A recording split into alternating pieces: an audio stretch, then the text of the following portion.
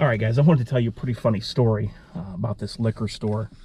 Many moons ago, going back to like 12 years and older than that, I used to go here, you know, to get certain items.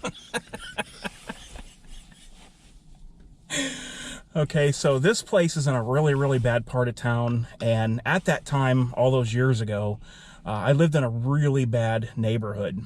And this was what was close to me. Here where I'm at, you don't see liquor stores all over the place. They're few and far between, but you just don't see them on every corner like you would in some states. There's more regulations here. And I don't know if you guys can see it. Can you see the cans? They got tall boys sitting on the window sill.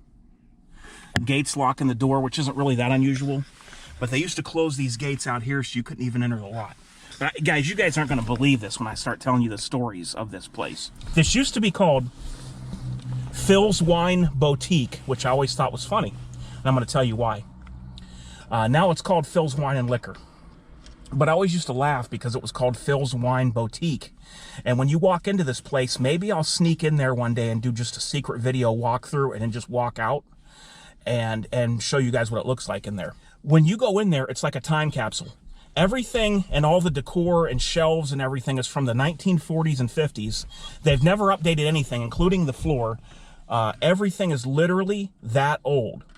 So they basically don't put any money into this place at all because their clientele doesn't care. They don't have to try to sell anything or get customers. These people are coming. This area where this liquor store is at, there's a far space between another liquor store, so they don't care. It's just trashed in there. And like you see those two cans sitting there. If you can't see them now, I'll show you when we drive off. Well, here's the deal. Everything in there is so old. It's like when you walk in there, like you can't even really believe that this place is allowed to be in business. It's literally everything is that old and antique. And there's like some wood flooring in there that you can see and stuff. And we'll talk about the guy that runs it. He's from Pakistan. He's pretty funny. I don't know if he's still there now, but he used to be. And we'll talk about him in a minute. But let me tell you some other crazy stuff. So in that breezeway there where you would walk in, there would always be normally a guy begging, but sometimes there would be a guy there selling weed. You would walk in, he'd literally say, "Hey, you want some weed? You need some weed? I got the good hydro. You want some weed? I'm good." And but normally there used to be two guys here that would beg. One close to the door and one further out at the back of the lot, which is back here. Just look at this place. There's trash all over. I parked on some of it. This is no loitering all over back there. The reason they don't call the cops out here is because a lot of the clientele that comes here would chase them off. They wouldn't come back. So between a rock and a hard place. They really cannot call the police to get the beggars and the drug dealers out of here because a lot of these people that are coming here are not your highest class citizens, and they don't want anything to do with the cops, and they'll take off. If word gets out in the neighborhoods around here that this place is, quote, hot, they might not come back for a while. So rather than to lose business, they just let it go. Now, the owner, or I don't know if he's the owner, the guy that was running it was a Pakistani guy and spoke broken English. Real cool guy. Used to talk to him all the time. Thought he was actually a really nice guy. Didn't fit in around here, but I used to talk to him. And the funny thing was he was like taller than me. No, 100% Pakistan immigrant. He was like 6'4" or 5", okay? It was always kind of funny to me. He used to wear these big glasses, you know, and I always told him, I said, be safe, man, be safe. Every time I'd leave, I didn't come here all the time. You know, when I used to come here, it'd be like maybe once a month or something. But I'd say, be safe, be safe. So one day, there's really nobody around, and I told him to be safe. And he goes, oh yeah, he goes, I'm safe. He goes, I'll show you. He bends down behind the counter, comes up with a shotgun that looks like it's as old as the store is. And what they did was they took the shotgun and they sawed off the stock, so it was like you had a pistol grip, but it was a 28-inch field barrel on the gun. It looked like a break action. Like, I'm looking at everything. I'm just looking really quick, breezing over it. It looked like a break action. And they cut the stock off so it was a pistol grip. But yet it had this 28-inch field barrel on it. And he's standing there holding it sideways with both arms, standing straight up. I was wanting to laugh so hard.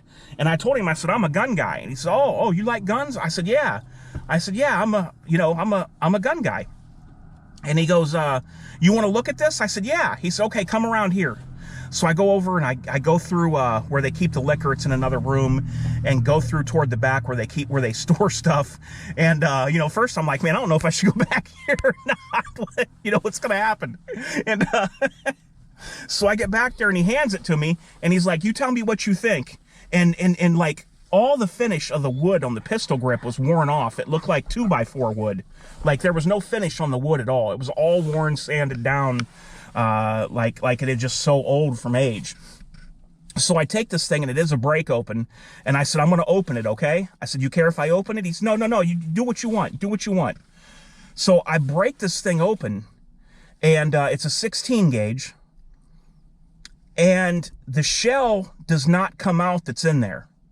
So I get out a flashlight, I start looking closer, and this, it's a round that's not brass. It has steel on the back. It looks like, to me, like it's something like 7.5 shot. And everything's rusted. Everything's rusted. The round is frozen in the chamber. I close it, open it, close it, break it, close it, break it, close it. It won't come out. First of all, I wanted to know what round that was. So I said, hey, do you know what round this is in here? He goes, yeah. I said, what round is that? He looks at me and goes, shotgun. I can't do the accent right, guys. But he looks at me and goes, shotgun. I said, no. Do you know, I said, there's several different kinds. Do you know which one it is? He says, yes. Shotgun round. And I'm like, no, never mind. And I said, look, man, I don't think this thing's going to work. I said, I don't even know if this would go off. I said, but I'm going to tell you what. I said, if you pull this up with this 28-inch barrel and put it on the end of somebody's nose, I said, they're going to take off, or they got a suicide wish. And he goes, okay, that's all I need. That's fine. I said, you sure? I said, I could try to fix this for you. No. It's good. I said, but the thing is, though, I said, if you point this at somebody and they got a gun on them, I said, you could run the risk of them shooting you out of fear. And he goes, I'll be okay. So that was kind of a funny story. Really nice guy. I really thought he was cool, really laid back. And I always told him every time I went in there, because I'm not kidding you guys. Now, this isn't like, like the worst part of Compton, California and all that. But I'm just telling you guys that in this area here, this is an area where you wouldn't want to walk at night. And this guy running this place, especially back in that time, lots of robberies and armed robberies. And I used to tell him, man, because every time I'd see him in here, I used to think this could be the last time I see this guy. I'd always tell him to be safe, and boy, he sure was with that 28-inch field barrel shotgun. But let me go ahead and drive up there, guys, and I'm going to show you guys the cans. I just pulled up here, guys, into this lot. I had no idea what was going to be here and what was going to go on. This is New Year's Day. It's closed down, but I don't know if we can see inside of there, but if you can see in there, like they got old pegboard shelving. Here, I'll show you guys. They got old pegboard shelving with chips and stuff spread out. I told you guys I wasn't lying. Look at that floor. That's that old asbestos tiling in there. That's that old asbestos tiling. And look at that. Look at the old stuff spread out on the floor. Nothing's changed. Old trash can sitting in there. But yeah, this is ceiling's not done right. But yeah, this is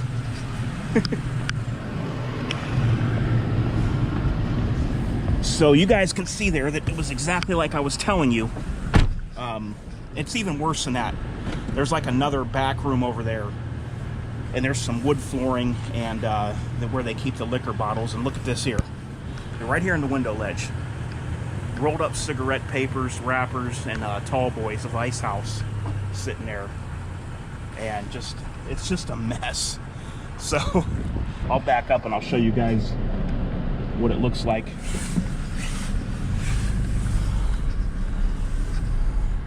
This isn't far from the area, guys, I told you about, where the mail lady got shot in crossfire, and they won't even deliver mail to the neighborhood up here. People have to literally go to the post office and pick up their own mail, because right up in this area, not far from here, there was a shootout between some gang members and a post office worker. A lady delivering mail got shot, and they said, well, everybody up there in that area, they have to go to the post office and pick up their mail personally. We're not going to deliver up there anymore. We're just not doing it. You know, if they can't get this problem under control, we're not going to let our people get killed. And I don't blame them. But here's the back of the building. Like you can see, guys, look at this area that it's in. Just, you know, old, raggedy, rundown stuff.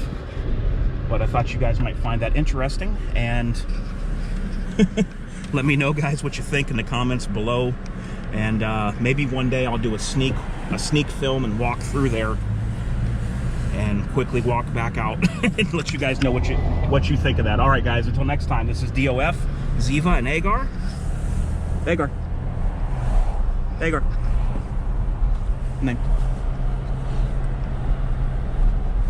And we are out.